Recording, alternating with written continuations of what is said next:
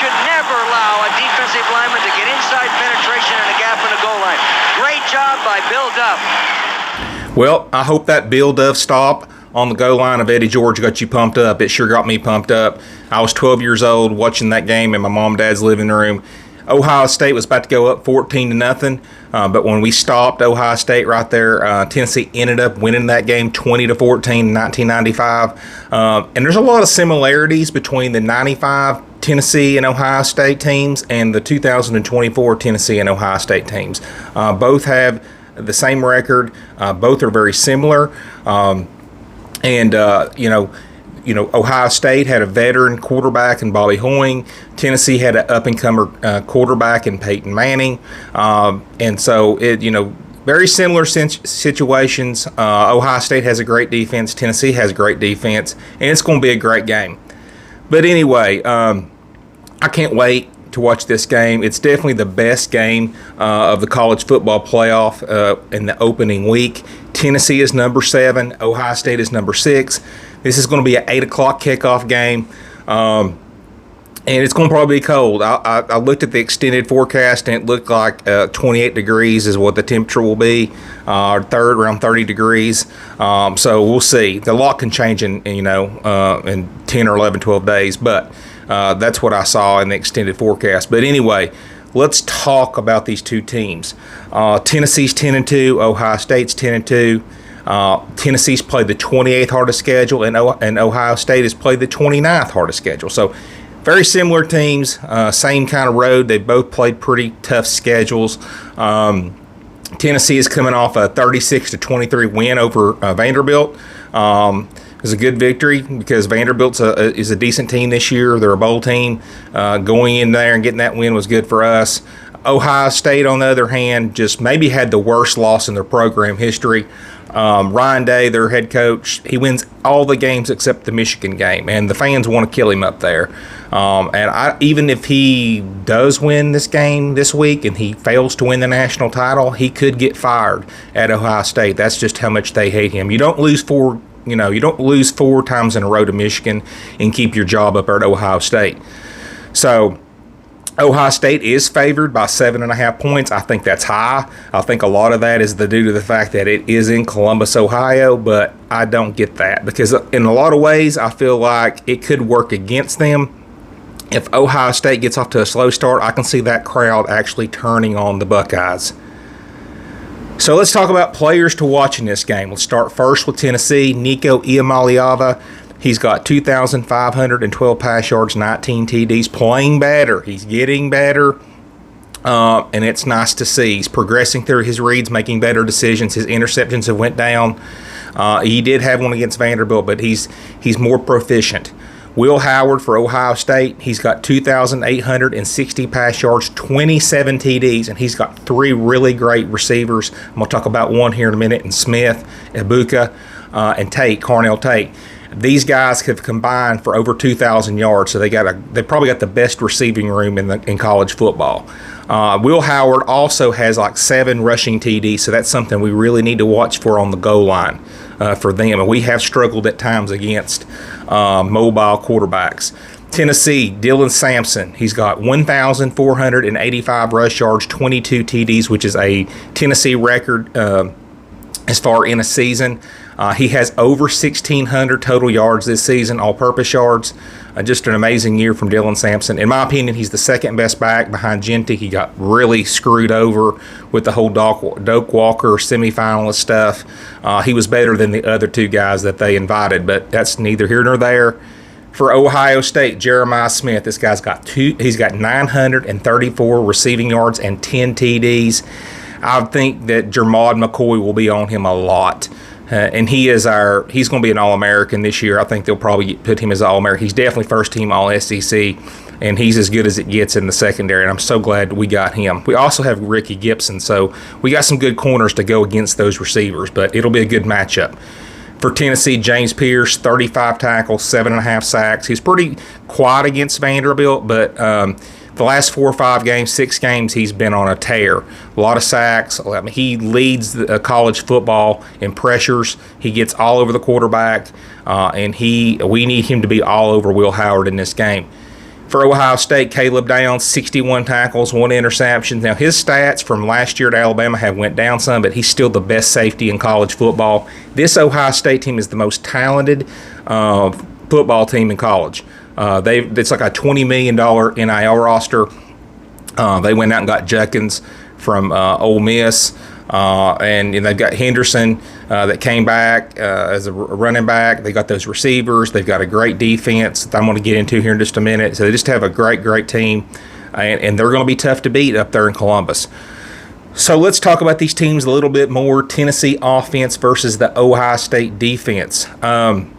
Total offense for Tennessee's 8th, 463 yards per game. Total defense for Ohio State's 1st, 241 yards per game. And this is a unit that there's no weaknesses. They're good on the D-line, they're good at linebacker, and they're good in the secondary. They're really tough to move the ball on. They lost that game to Michigan, but they only gave up 13 points. It wasn't the defense's fault that they lost that game to Michigan. It was on their offense that lost that game for them. Scoring offense for Tennessee, 8th. They're putting up 37 points per game. Ohio State's 1st in scoring defense. They're 1st at 11 points per game. That's all they're putting. That's all they're allowing. That's really crazy. You know, it's like last year when we played against Iowa. This defense statistically is a lot like Iowa was last year. Iowa had a great defense, except this Ohio State offense is much better than the Iowa's offense, obviously. So it'll be a much tougher task.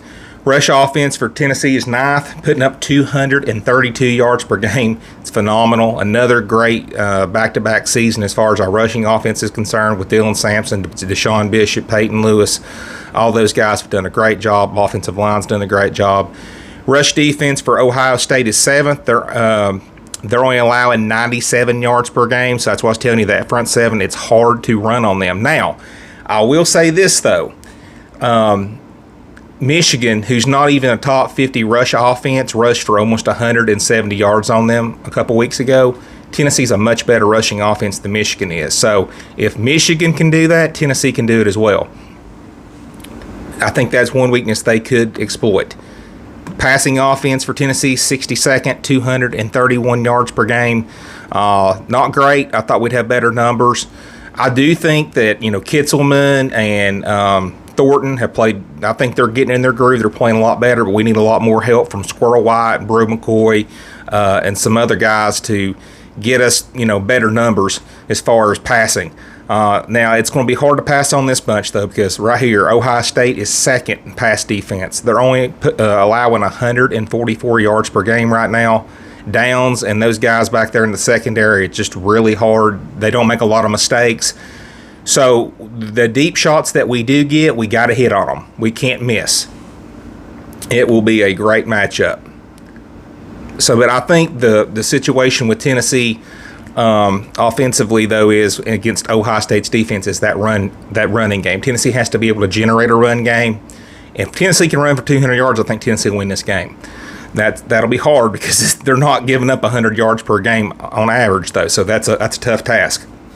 So now let's talk about the Tennessee defense versus the Ohio State offense.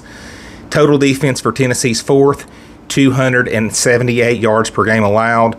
Total offense for Ohio State's 36th, 424 yards per game is what they're putting up. Scoring defense for Tennessee's 4th, only allowing 14 points per game. Scoring offense for Ohio State 17th, 36 points per game is what they're putting up offensively. Tennessee defensively, it really starts with the front 7. Defensive line wise, we've got 3 different groups that we rotate in and out. They play 12 guys, so we're never tired on the defensive line. A really great front 7 we got. Rush defense for Tennessee's 8th. They're only allowing 100 yards per game, kind of going back to that front 7. It's really hard to run on them. Really only game I saw them struggle I think was maybe in the Florida and maybe a little bit in the Georgia game. But for the most part, we did pretty good. No, we did pretty good in the Georgia game. Really, there's no games that we struggled. In the Georgia game, it was the pass defense, but rush defense has been there all year for us. Rush offense for Ohio State's 59th, 169 yards per game. Now, that's a little bit below where I thought they would be with Judkins and Henderson, but I think that's a lot because of their offensive line. There's some offensive line issues. They're banged up. They couldn't run the ball on Michigan. I think they ran the ball like for 70 yards on Michigan, which didn't make any sense while Ryan Day kept running it up against a brick wall. Michigan's strength is their rush defense, and they kept trying to run it right up the middle instead of using their receivers and trying to take advantage of that. But that was interesting. Pass defense for Tennessee. And this is why we're in the playoffs, because the pass defense was a question coming into this year. Tennessee is 17th in pass defense. Ricky Gibson, Jermod McCoy, Boo Carter, those guys back there have just done a tremendous job. They're only giving up 179 yards per game back there, and they're 17th in the country. Pass offense for Ohio State, 38th. They're putting up 254 yards per game. This is a great unit. Like I said, you got Jeremiah Smith, who's got over 900 yards. Ibuka, who leads the team in receptions with over 60 receptions. He's a great receiver. Carnell Tate, those guys have combined for over 2,000 yards this year, and it will be hard to slow them down. But I think we can do it. Turnover margin in this game. Tennessee is 37th at +5 this year. Done a pretty good job in the turnover margin. Ohio State's not far behind. They're 44th, and they are +4. Tennessee just has a slight edge in this. Let's get to the prediction in this game. It's tough. And I try not to pick with my heart. I really honestly try to pick who I genuinely think will win this game. Tennessee has some advantages in some areas, and Ohio State has some advantages in some areas. I like Ohio State's secondary. Going against our receivers, I think our receivers have kind of underperformed. Nico has kind of underperformed at times. But here's the thing I think that hurts Ohio State in this game. The line of scrimmage. So if you can't block, if you can't protect Will Howard, they're going to be in for a long, long day. I don't think I know Ohio State has not saw a D-line like Tennessee has. They're going to be all over. I don't think Ohio State's going to run for anything. I don't think Ohio State will run for 100 yards in this game. I think we will stop them running the football. I think they'll get there some throwing the football. They're too talented. But I think just the fact that they won't be able to run the football, I think Tennessee will be able to run the ball effective enough to move the chains, and that play action with running the ball effectively will bring up the play action pass, which will bring those linebackers up, different things like that. We'll get some deep shots here and there, as long as we can connect on those, and I think we will connect on a couple of those plays. I think Tennessee's going to win this game. I think Tennessee wins 21-17. It's going to be a game very similar in the 1995 game. It's going to be very close. It's going to be a very, very good game. And it wouldn't surprise me one bit if Ohio State won this game. It really wouldn't. They're a very good football team. I just don't trust Ohio State's offensive line against our defensive line. I think it's a major advantage that we have there. It's kind of like the Oklahoma game. People called me crazy for picking us to beat Oklahoma to start the year, and I said their offensive line's bad. Ohio State has a bad offensive line, and that's the worst position group you could be bad at, in my opinion. If you cannot protect your quarterback, if you cannot run the football, you're more than likely going to lose. I think Dylan Sampson runs for over 100 yards. I think we probably pass the ball for maybe 150 yards. It'll be tough to throw in that secondary, but I think running the ball, as long as we don't have turnovers and all that kind of stuff, I think Tennessee will win a very, very close game. I appreciate you guys coming in and watching this video, and I'll talk to y'all later.